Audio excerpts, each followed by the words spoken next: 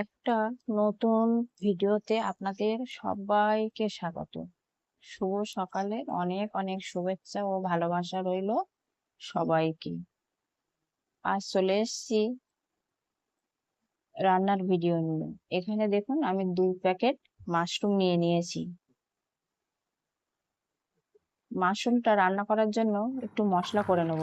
এখানে আমি রসুন ভিজিয়ে দিয়েছি, বাজার থেকে এরকম ভাবে রসুন কিনে এনেছিলাম, সেটাকে জলে ভিজিয়ে দিয়েছি, দিয়ে খোসাটা ভালোভাবে ছাড়িয়ে নেব। হয়ে গেছে আমার রসুনের খোসা ছাড়ানো।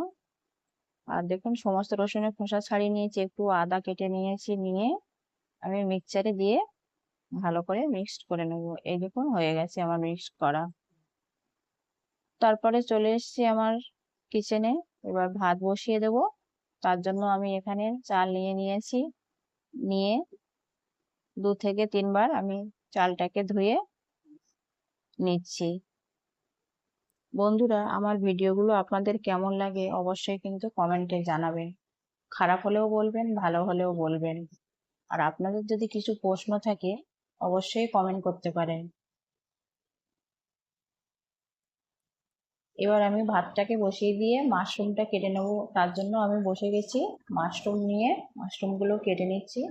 মাশরুমগুলো আগে আমি ধুয়ে নিয়েছি, নিয়ে তারপরে আমি কেটে নিচ্ছি। এই যে আমার মাশরুম কাটা হয়ে গেছে। আর এখানে আমি 2 পিস আলু নিয়েছি, ওর সাথে একটু আলু দিয়ে রান্না করব। এই যে মাশরুমটা কেটে নিয়েছি, নিয়ে এবার আলুটা কেটে নেব। আর একটা রেসিপি বানাবো, ভেন্ডি ভাজা করব।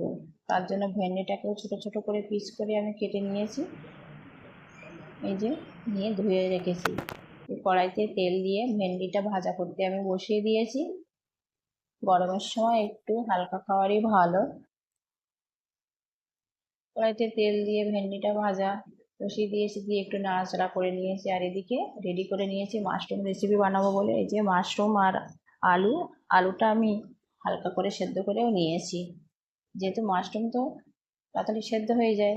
আর এখানে দেখুন চিংড়ি মাছ নিয়েছি, চিংড়ি মাছ দিয়ে বানাবো মাশরুম রেসিপিটা। আর এখানে আছে কাঁচা লঙ্কা, জিরা বাটা, এই যে।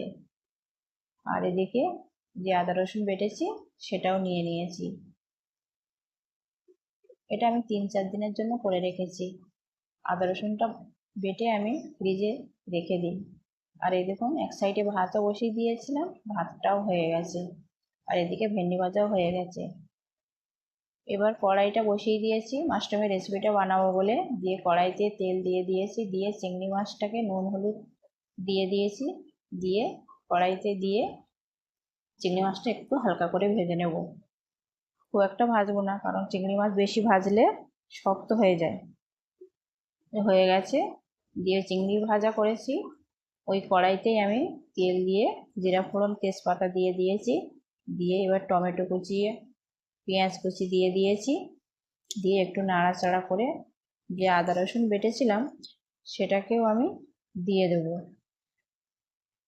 এই দেখুন নাড়াচাড়া করে দিয়েছি, দিয়ে আদা রসুন দিয়ে দিলাম, দিয়ে আরও একটু ভালোভাবে নাড়াচাড়া করব। একটু সামান্য জল দেবো, আর জিরা কাঁচা লঙ্কা বেটেছি সেটাকেও দিয়ে দিলাম।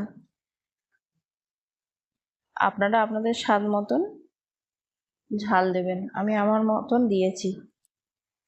তারপরে আমি মাশরুমটাকে আর আলু দিয়ে দিয়েছি একসাথে, দিয়ে একটু ভালো করে এপিট ওপিট করে কষিয়ে, আর এই বাটিতে এতে আছে হলুদ গুঁড়ো, নুন, জিরা, ধনে একসঙ্গে দিয়ে দিয়েছি, দিয়ে একটু ঢাকা চাপা দিয়েছি 5 মিনিটের জন্য। 5 মিনিট পরে ঢাকাটা তুলে আরও আরেকবার নাড়াচাড়া করে এবার চিংড়ি মাছ ভাজাটাকে দিয়ে দিলাম। আপনারা সবাই রান্না করতে পারেন, তবে আমি যেমনভাবে বানাই সেটাই আপনাদের সাথে শেয়ার করছি। এদিকে হয়ে গেছে আমার কষানো, এবার একটু উষ্ণ গরম জল দিয়ে দিয়েছি, দেখুন ফুটে গেছে, হয়েও গেছে। আমি উপর দিয়ে একটু গরম মশলা দিয়ে দিয়েছি, ওটা দেখাতে আর ভুলে গেছি। যাই হোক, রান্না হয়ে গেছে আমার। আর এই যে দেখুন আমার বাসন কোসন সব রান্নার সব ধুয়ে পরিষ্কার করে আমি গুছিয়ে রেখেছি। চলুন এবার অনেকটা লেট হয়ে গেছে, ভাত খেয়ে নিই। আর এই যে ভাত বেড়ে ফেলেছি, তাহলে খেয়ে দিয়ে নিই বন্ধু।